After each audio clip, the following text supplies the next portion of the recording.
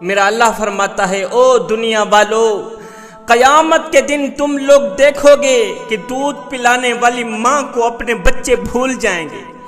حالانکہ دودھ پلانے والی ماں دنیا میں اپنے بچوں کو ہرگز نہیں بھول سکتی، لیکن جب قیامت کا زلزلہ آئے گا اس وقت ماں کو اپنے دودھ پیتے بچے کی ہوش نہیں رہے گی۔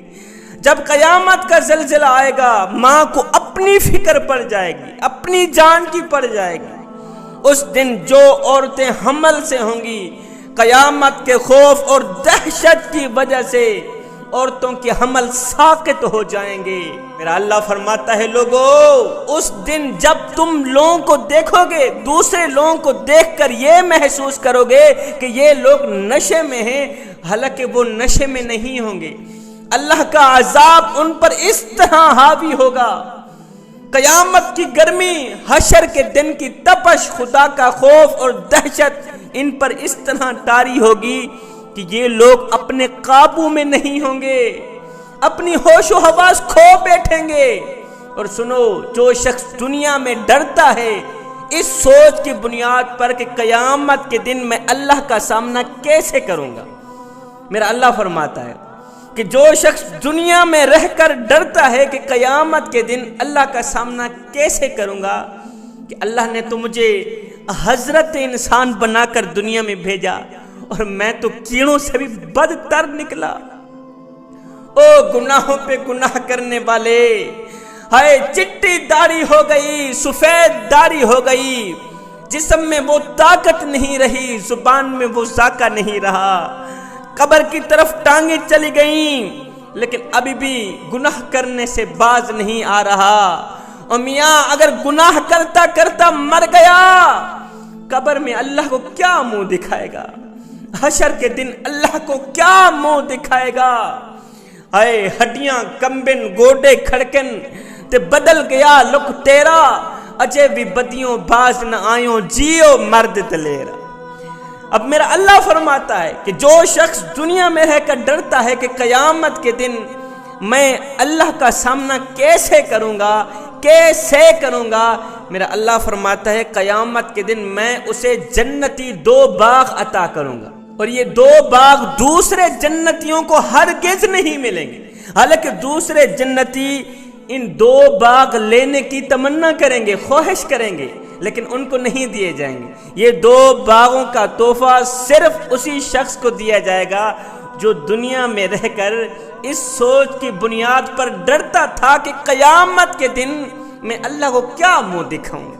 بعض لوگ گناہ بھی کرتے ہیں اور یہ بھی کہتے ہیں جی اللہ بڑا ہی غفور الرحیم ہے، غلطیوں پر غلطیاں، گناہوں پر گناہ کرتے رہتے ہیں، بعد میں کہتے ہیں جی اللہ میاں بڑا ہی غفور الرحیم ہے، ہاتھوں سے ڈنڈی مارتے ہیں، ناپ تول میں کمی کرتے ہیں، بیٹیوں کا بہنوں کا حق مارتے ہیں، ہر وقت جھوٹ بولتے ہیں، امت مسلمہ کے لیے ہر وقت غلط سوچتے ہیں، کانوں سے غلط سنتے ہیں، غلیظ باتیں سنتے ہیں، منہ سے گندی باتیں نکالتے ہیں، یہاں پر نفاق رکھتے ہیں، بغض کینہ حسد رکھتے ہیں، اور اکڑ اکڑ کر چلتے ہیں، ایڑھی مار کے چلتے ہیں، مسجد کے قریب نہیں جاتے، نماز کے نزدیک نہیں جاتے، پھر بعد میں کہتے ہیں جی اللہ میاں بڑا ہی غفور الرحیم ہے، میاں اللہ میاں بڑا ہی غفور الرحیم ہے، بڑا ہی غفور الرحیم ہے۔ مگر سنو، اللہ کا عذاب بھی سخت شدید ہے۔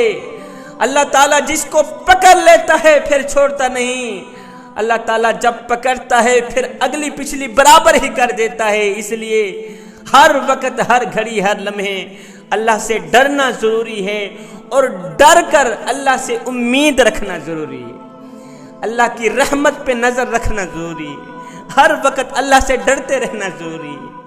قیامت کے دن جب جنتی لوگ جہنمیوں سے پوچھیں گے کہ آخر کون سی چیز نے تمہیں جہنم کا ایندھن بنایا، تو وہ سب سے پہلی بات یہ کہیں گے کہ ہم نماز نہیں پڑھا کرتے تھے، کنجر خانوں کو آباد کرتے تھے، لیکن مسجدوں کو ویران۔ افسوس ہم لوگ نماز نہ پڑھ سکے، کاش کہ ہم لوگ دنیا میں اللہ کو سجدے کر لیتے، نماز پڑھ لیتے، کاش کہ دنیا میں اللہ کا گھر آباد کر لیتے، ہے مسجدوں میں پڑی چٹائیاں ہمارا انتظار کرتی رہیں، الماریوں میں پڑے ہوئے قرآن پڑھنے والوں کے منتظر رہے۔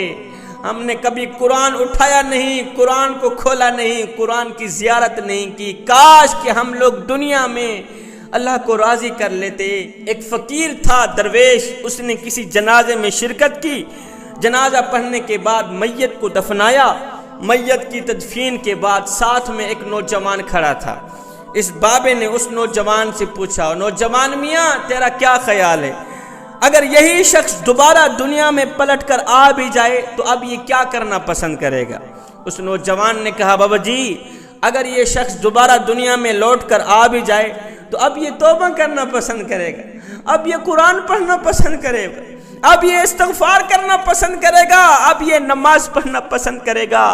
یہ سن کر بابا جی نے رو کر کہا، بیٹے مرنے والا تو یہ کام نہیں کر سکا، تم ضرور کر لینا، اور مرنے والا تو نماز نہیں پڑھ سکا، میاں تم ضرور پڑھ لینا، مرنے والا تو توبہ نہ کر سکا، تم ضرور کر لینا، مرنے والا تو قرآن مجید کی تلاوت نہ کر سکا، تم ضرور کر لینا۔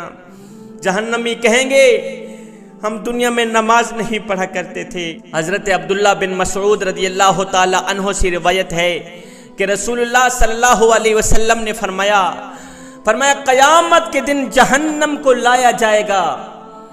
یہاں پر دو صورتیں ہیں، یا تو لوگوں کو دکھانے کے لیے لایا جائے گا، یا تو جہاں پر جہنم کو نصب کرنا مقصود ہوگا۔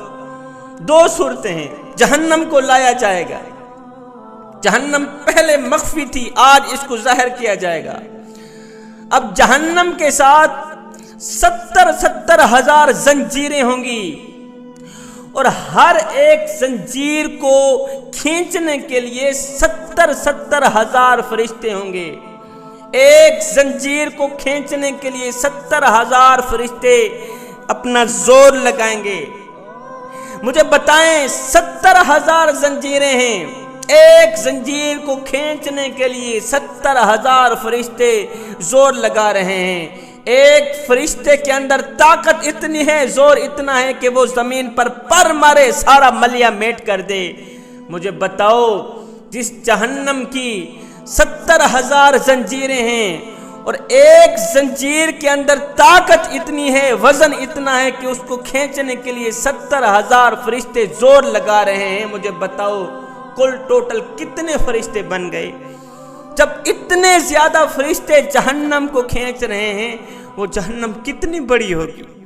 میرے رسول اللہ صلی اللہ علیہ وسلم نے فرمایا قیامت کے دن جب لوگ اللہ کے سامنے کھڑے ہوں گے، بے بس کھڑے ہوں گے، سر نیچے ہوگا، فرمایا اس وقت کچھ لوگوں کا حال یہ ہوگا کہ کچھ لوگوں کو اتنا پسینہ آیا ہوا ہوگا کہ وہ پسینے کے اندر ڈوبے ہوئے ہوں گے، نظر بھی نہیں آئیں گے، پیروں کی تلیوں سے لے کر کانوں تک وہ غائب ہوں گے پسینے کے پانی کے اندر۔ اتنا پسینہ کیوں آئے گا؟ گرمی کی تپش۔ اس وقت سورج اتنا نزدیک ہوگا، لوگوں کی اتنا قریب ہوگا، پتہ چلے گا کہ بالکل سر کے اوپر سورج آیا ہوا ہے۔ اس دن سے ڈرو جوانو، اللہ کے عذاب سے ڈرو۔ میں دعا کرتا ہوں مالک ہمیں قبر کے عذاب سے بچا، حشر کی گرمی سے بچا، محشر کی تپش سے بچا۔ بے شک تیرے سوا بچانے والا اور کوئی نہیں ہے میرا۔